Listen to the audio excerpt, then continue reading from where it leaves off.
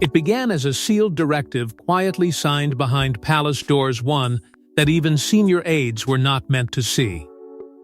But when Princess Anne emerged from that meeting with a rare, unshakable resolve, and Queen Camilla was abruptly denied entry to a restricted archive wing, the silence shattered. Something irreversible had just been set in motion. And this time, it wasn't about ceremony, it was about control. Before we go deeper into what this really means for the royal family, make sure to subscribe so you don't miss a single update.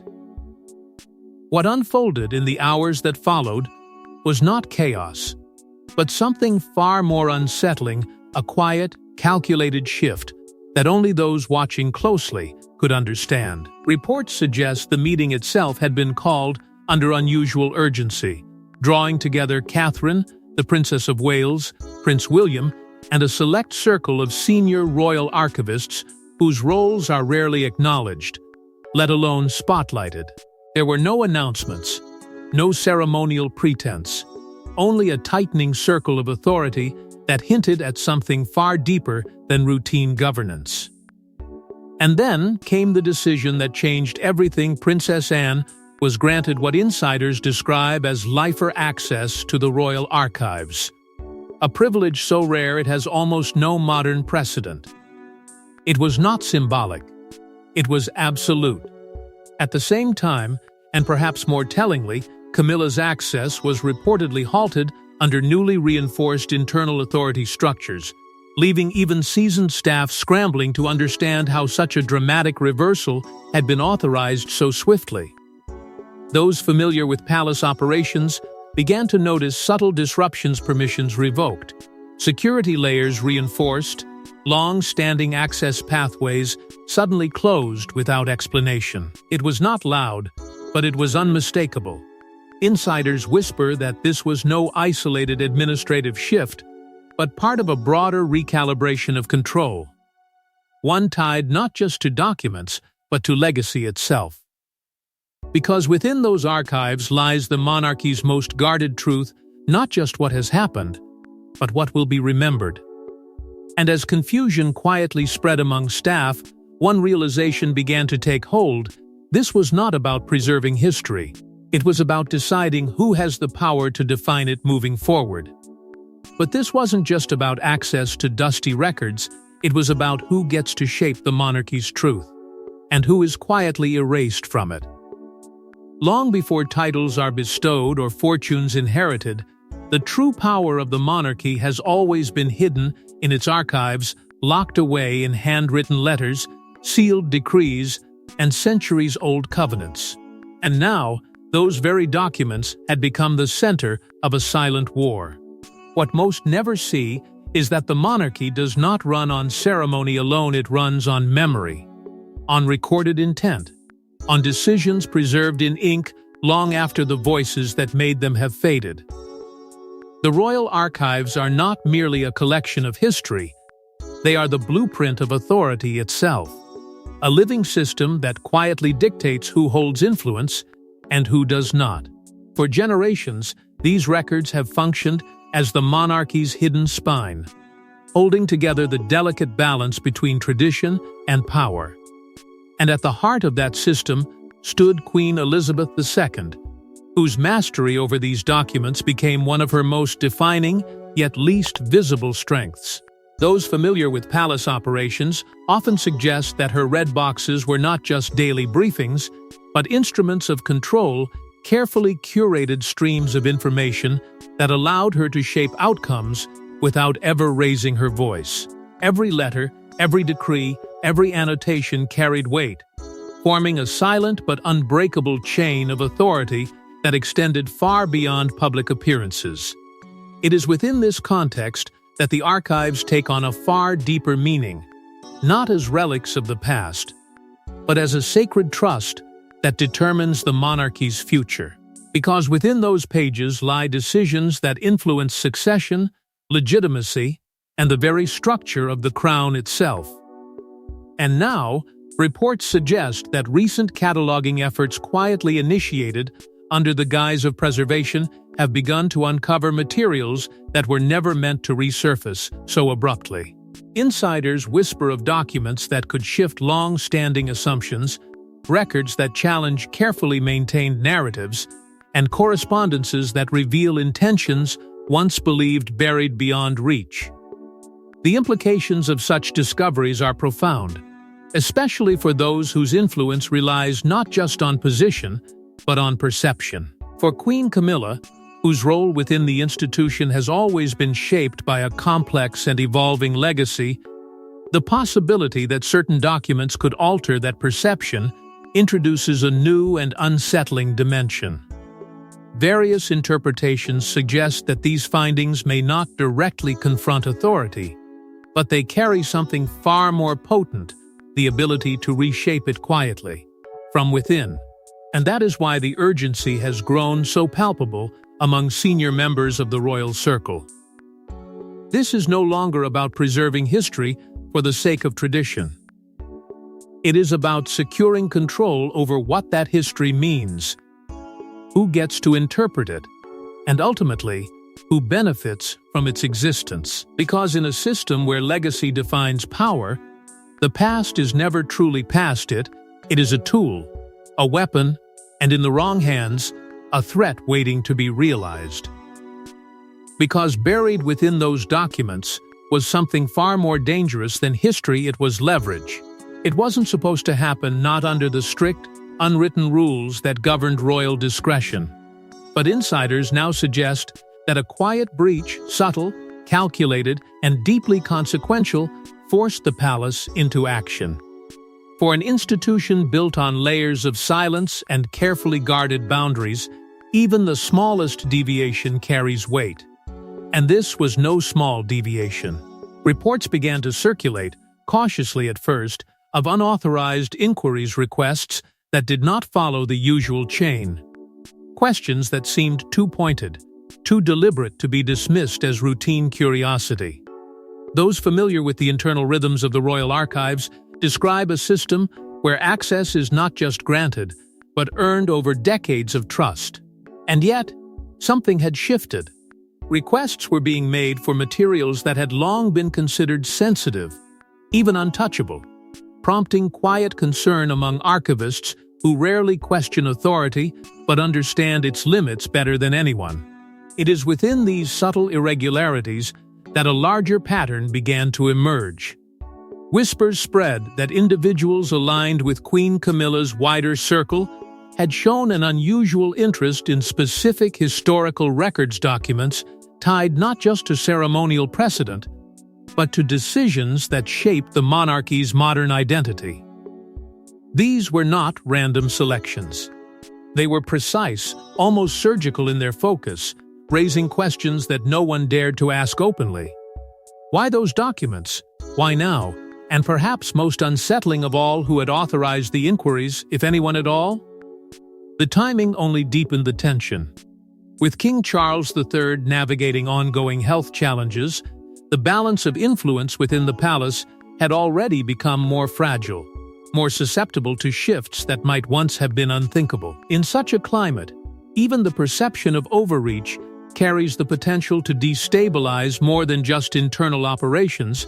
It threatens the very structure that holds the institution together. Staff, bound by duty yet alert to deviation, began to raise concerns in the only way they could quietly, indirectly, through channels designed to protect both the message and the messenger. Protocol, that invisible force guiding every action within the monarchy, had been brushed aside, if not outright challenged. And that, more than anything, reframed the situation. This was no longer about access. It was about integrity. Because when the boundaries that protect the monarchy's most guarded truths are tested, the risk is not exposure, it is erosion. A slow, silent weakening of the trust that defines who belongs within the inner circle and who does not.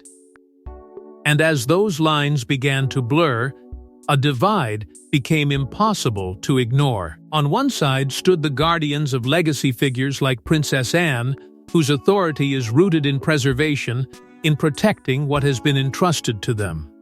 On the other, those who saw the archives not as a sacred responsibility, but as a means to influence, to reshape, to quietly redirect the narrative in their favor. It was a clash not of personalities, but of philosophies. Duty versus control. Preservation versus reinvention. And once that tension surfaced, it could not be contained. Because within the monarchy, power is rarely seized openly, it is negotiated, defended, and when necessary, reclaimed with precision. And once that line had been crossed, there was no turning back, only a response that would redefine power inside the palace. When the monarchy feels threatened, it doesn't respond with emotion, it responds with precision. And this time, that precision came in the form of a doctrine rarely spoken of, but unmistakable in its execution. What had begun as whispers of a breach now transformed into something far more controlled, far more deliberate, a calculated response shaped not by impulse, but by decades of institutional memory. At the center of it stood Princess Anne, a figure whose authority has never relied on spectacle, but on discipline, consistency, and an unwavering understanding of the crown's inner mechanics. Those familiar with her role often describe her as the monarchy's quiet enforcer, the one who steps forward not when things are visible, but when they are at risk of slipping beyond control. And in this moment, that role became unmistakable. Insiders suggest that what followed was the activation of an internal doctrine referred to in hushed tones as the Archive Sovereignty Protocol. It was not announced. It did not need to be. Its presence was felt in the sudden tightening of access, the reordering of authority, and the unmistakable shift in who held control over the monarchy's most guarded records. This was not a symbolic gesture. It was a structural realignment, executed with the kind of precision that leaves no room for ambiguity. The decision to grant Princess Anne permanent, or lifer, access was not simply a reward for loyalty, it was a strategic safeguard. Placing the archives firmly in the hands of someone whose commitment to preservation is beyond question. At the same time, the quiet restriction of Queen Camilla's access signaled something far more consequential. It was not confrontation, not in the traditional sense. It was something colder, more controlled, a recalibration of influence that spoke louder than any public statement ever could. Within the palace, such moves are never isolated. They ripple outward, shaping alliances and redefining loyalties. And it is here that the emerging alignment between Anne, Prince William, and Catherine becomes impossible to ignore. Each represents a different facet of the monarchy's future, yet in this moment, their actions converge with a singular purpose: to protect the integrity of the institution from within. There are no public declarations, no visible disputes, only a shared understanding that some lines, once crossed, must be reinforced with absolute clarity. This is the nature of power within the monarchy. It does not erupt. It reorganizes. It shifts quietly, decisively, using systems and structures that have been refined over generations. And for those on the receiving end, the impact is immediate, even if it remains unseen by the outside world. Because in a system where authority is defined not by what is said, but by what is permitted, the withdrawal of access is more than a limitation, it is a message, a clear, unambiguous statement about where power now resides. And as that message settled into the fabric of the palace, one realization became unavoidable. The balance had changed, not dramatically, not visibly, but fundamentally. And with that change came a new reality, one in which control over the past had become the ultimate instrument of shaping the future. But the real shock wasn't the restriction, it was who now held the keys to the monarchy's deepest secrets. The palace didn't issue a statement. It didn't need to, because within hours, the consequences of that decision began rippling through corridors where silence usually reigns. What had been set in motion behind closed doors now began to reveal itself not through words, but through action, quiet, controlled, and impossible to ignore for those who understood how the institution truly functions.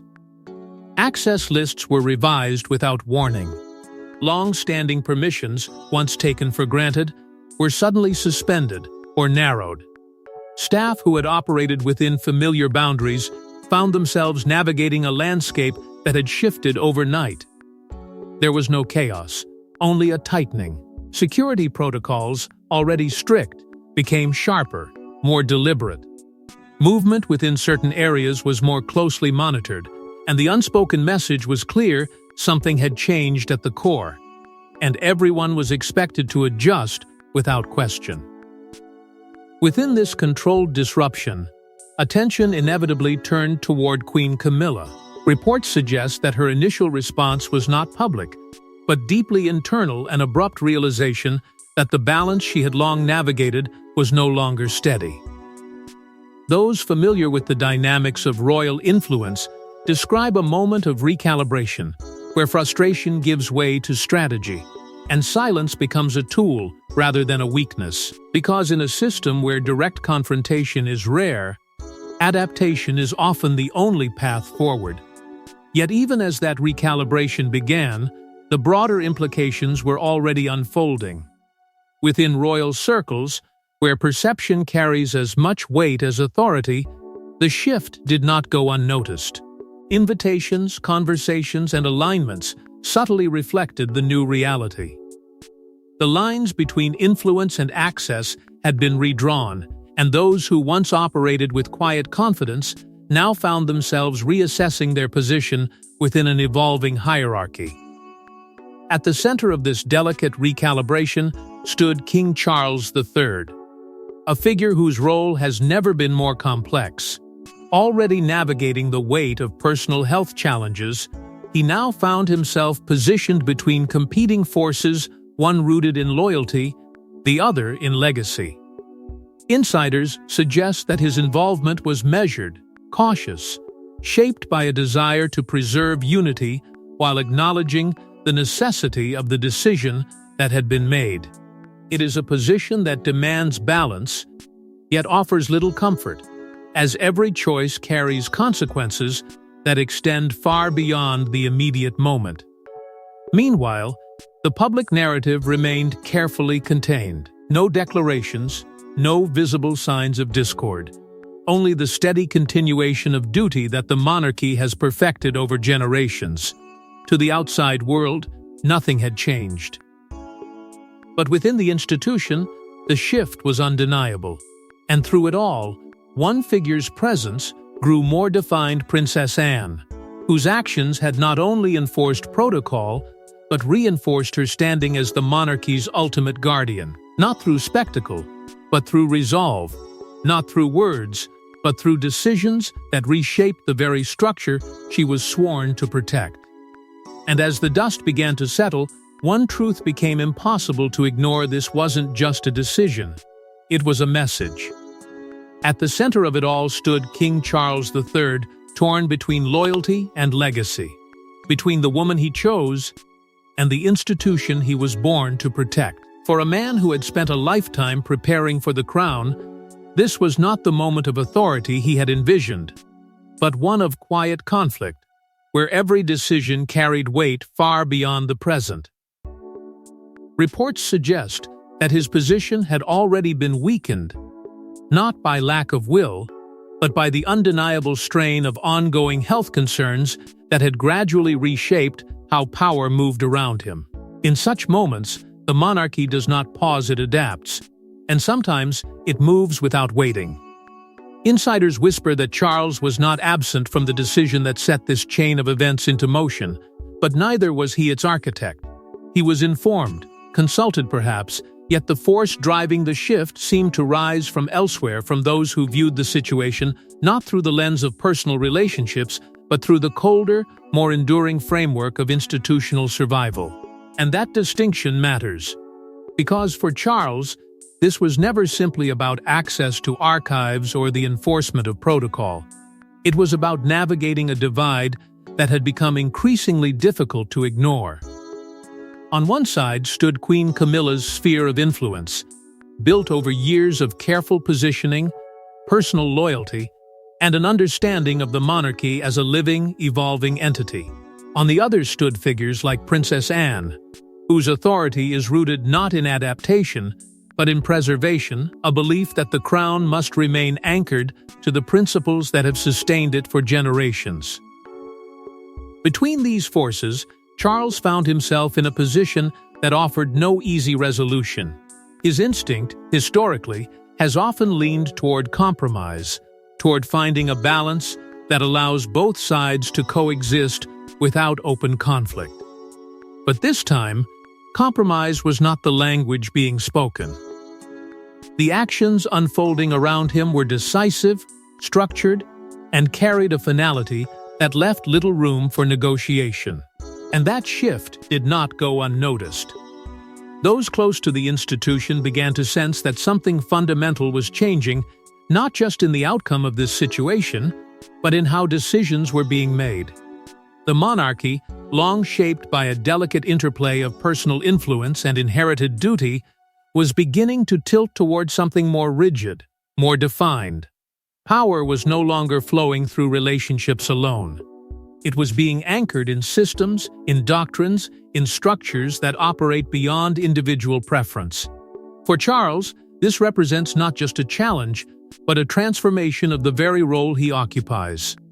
To lead within such a system is to accept that control is not always exercised directly, that sometimes it is expressed through the strength of the institution itself, even when that strength moves in ways that feel distant, even isolating. And as this realization settles, one truth becomes increasingly clear. The crown he now carries is not simply a symbol of continuity, it is a mechanism of survival. One that will prioritize its own preservation above all else, even when that preservation demands difficult, deeply personal concessions. Because in this moment, the crown was no longer about personal ties, it was about survival. What emerged from the silence wasn't chaos, it was a new order. One where access, authority, and legacy were no longer assumed, but strictly earned. The shift did not announce itself with declarations or ceremony. It revealed itself through patterns: who was consulted, who was trusted, and most tellingly, who was not. In the quiet recalibration that followed, the monarchy began to lean more heavily into its oldest instinct: structure over sentiment, duty over preference. Reports suggest that what had once been a delicate balance between personal influence and institutional hierarchy had now tilted decisively toward the latter. The message was subtle, but unmistakable: no individual, regardless of position, stands above the system that sustains the crown. And at the center of that system now stood Princess Anne, her role no longer defined merely by reputation, but by function. Insiders increasingly refer to her as the guardian of the archives, not as a title bestowed, but as a reality established through action. Her authority, rooted in decades of unwavering service, had crystallized into something more formal, more enduring. She was no longer just enforcing tradition, she was actively shaping how it would be preserved moving forward. Alongside her, the alignment of Prince William and Catherine grew more pronounced. Not through overt displays, but through consistent, measured involvement in decisions that carried long-term significance. They were no longer simply the future of the monarchy, they were becoming its present custodians, stepping into roles that required not just visibility, but responsibility over the institution's most sensitive foundations. This convergence of influence signaled a continuity that the monarchy depends on, a seamless transition from one generation to the next, anchored not in personality, but in principle.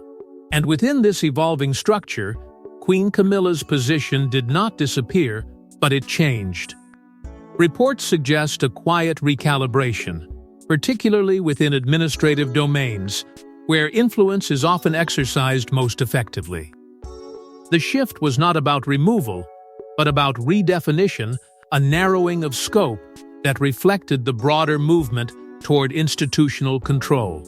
For those observing closely, this was not a moment of exclusion, but of realignment, where roles were clarified in ways that left little room for ambiguity. Over time, such changes carry consequences that extend far beyond the immediate. The way decisions are made, the way authority is distributed, the way legacy is protected, all begin to reflect this new order. Governance becomes less about negotiation and more about adherence, less about personal dynamics and more about established frameworks that operate with consistency and intent. And at the heart of it all, the archives remain no longer just a repository of the past, but a fortified center of influence, now firmly under the protection of those who view their role not as ownership, but as stewardship. The old guard, long defined by their commitment to preserving the monarchy's core values, had quietly reasserted their presence, ensuring that the institution remains anchored even as it evolves. But even as stability returned, the deeper question lingered: what truths were worth protecting so fiercely? In the end, this was never just about access. It was about memory, who preserves it, who protects it, and who is allowed to shape it for generations to come. What has unfolded behind those guarded doors is not simply a moment of internal adjustment, but a quiet reaffirmation of what the monarchy has always claimed to be a sacred trust that exists beyond any one individual, beyond ambition, beyond personal desire. The crown, in its purest form, is not meant to serve the present alone. It is meant to carry the past forward, untouched by distortion, unbroken by influence, and protected from the shifting tides of personal interest. And it is within that fragile balance that the true weight of this moment becomes clear. The archives, often dismissed as silent repositories, now stand revealed as something far greater: symbols of continuity, legitimacy, and truth. They hold not just what has been decided, but why it was decided, preserving the intent behind every action that has shaped the institution across generations. And in a world where perception can be as powerful as reality, controlling that intent becomes the ultimate form of influence. This is why Princess Anne's actions, when viewed through the lens of the institution rather than the individual, begin to take on a different meaning. They are not acts of confrontation, but of defense, measured, deliberate efforts to ensure that what has been entrusted to the monarchy is not quietly altered or reinterpreted without consequence. It is a reminder that within this system, preservation is not passive. It requires vigilance, resolve, and at times, difficult decisions that may appear harsh, but are rooted in something far deeper than immediate gain. What this moment has ultimately demonstrated is that the monarchy, despite its vulnerabilities, retains the ability to correct itself, not through spectacle, not through public declaration, but through the steady application of principles that have endured for centuries. The shift in power, though subtle, is permanent in its implication. It redefines where authority resides, not in titles alone, but in the structures that uphold them. It reinforces the idea that influence must align with responsibility, and that access must be earned through trust, not assumed through position. And perhaps most importantly, it highlights a truth that has always existed beneath the surface: the crown does not belong to those who wear it, but to the legacy it represents. In that realization lies the true resolution of this quiet conflict. Duty, in the end, prevails over personal desire. It always has. It always will. And as the institution moves forward, carrying with it both the weight of its past and the uncertainty of its future, one thing remains unchanged. The archives stand sealed, protected, and watched over by those who understand what is truly at stake. Because within those sealed archives lies the one thing no royal can outrun: the truth, waiting patiently for its moment to be revealed. Thanks for watching. Please don't forget to like and subscribe, and we will see you in next one.